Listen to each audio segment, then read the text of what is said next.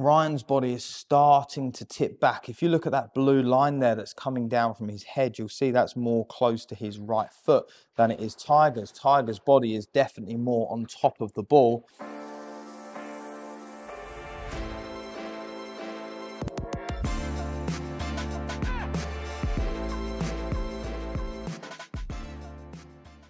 Hi everyone, and welcome back to my channel. In today's video, I'm going to do something slightly different. I'm going to be showing you some of the newest software on the market called Sportsbox 3D Golf, which is an AI-based biomechanics system, which just from your phone, you can video your golf swing and see your swing in 3D. You can see how much turn you have, how much tilt you'll have, even how much wrist angle is at the top of your swing. So this is going to be a great one. So let's get into it.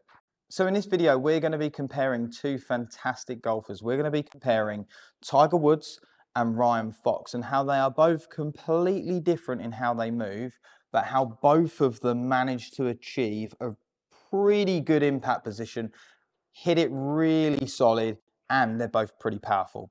So what we're going to do is we're just going to go through each piece of their golf swings here on the Sportsbox, and we're going to see some of the things that they do a little bit different.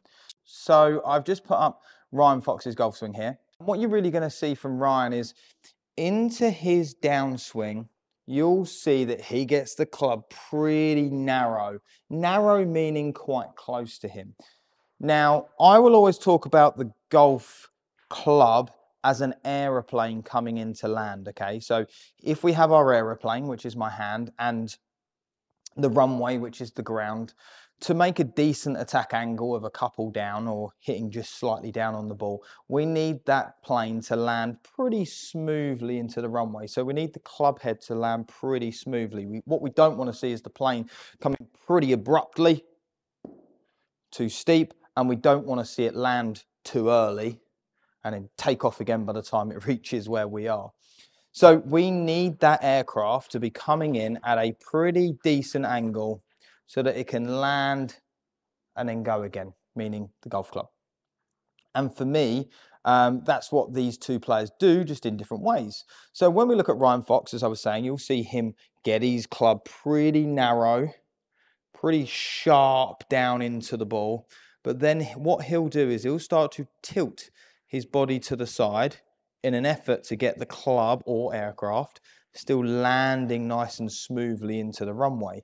Could you imagine, and I'll show you the videos in a moment, if Ryan, that got quite narrow and with lots and lots of lag, started to get his chest on top of the golf ball? That aircraft is going to be moving down into the golf ball very abruptly, or into the runway very abruptly, and it could lead to very inconsistent striking. So how he manages to make such good contact is, as he starts to tilt his body to the right, you'll see he then starts to unload his angles, make good contact, and then come up through the ball again.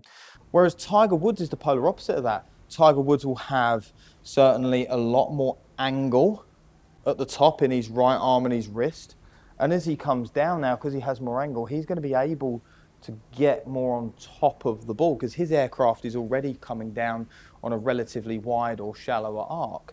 So from here, he's able to get his chest more on top of the ball and clear and rotate through. So let's just have a look at that in 3D.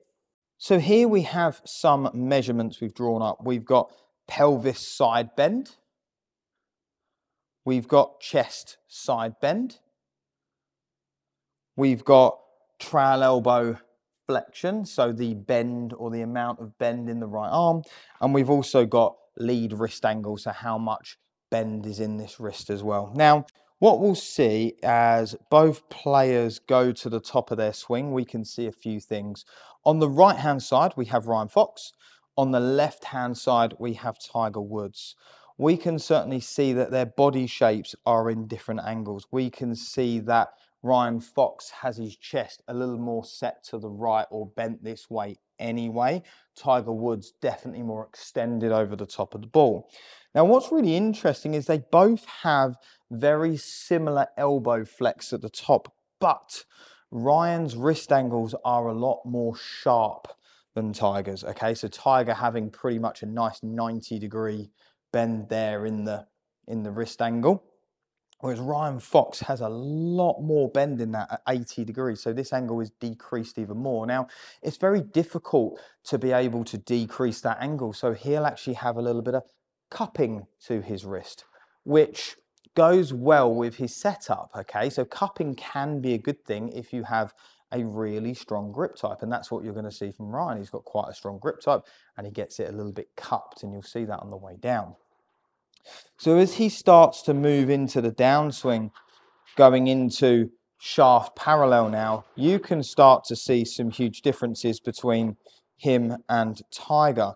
You can now see that at shaft parallel, which they both do a fantastic job of, you can see that Tiger's body is a lot more level to the ground, and Ryan's body is starting to tip back. If you look at that blue line there that's coming down from his head, you'll see that's more close to his right foot than it is Tiger's. Tiger's body is definitely more on top of the ball, whereas Ryan is tilting back more in an effort to land the club, and his head is a little bit further back. So we can now see some differences here, because we can see that Ryan is actually starting to unload his angles. We can see that Tiger is now starting to create them or hold on to them. So Ryan is starting to unload his angles a little bit more than perhaps Tiger at this period in time.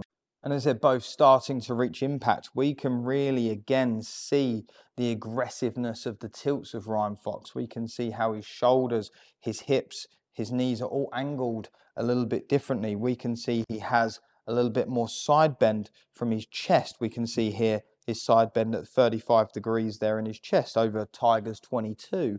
We can see that his pelvis is bent almost double the amount of Tiger's. So he has more hip bend, more chest bend, and he's still holding on to his elbows, whereas now we can see Tiger's elbows starting to unload and his wrists starting to unload, both into a wonderful impact position.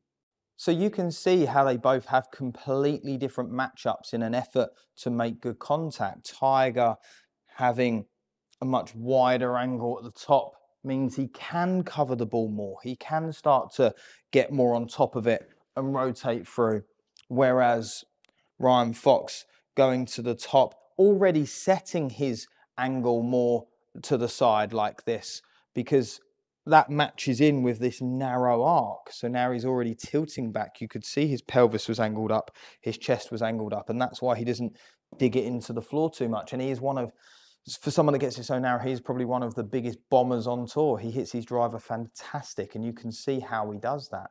And equally, either of these players aren't going to cope well from each other's style. If Tiger, who got his chest more on the ball, got quite narrow, that's where his really steep divots come from, and probably one of his stinger shots that he's able to hit. Whereas you could imagine Ryan as well tilting away from it and being quite wide, his low point control and loft characteristics are all going to change. So I just really wanted to show you some differences in two of, in my opinion, the best players in the world, and how they move into the ball, and also how Sportsbox, this new technology, is perhaps coming for us.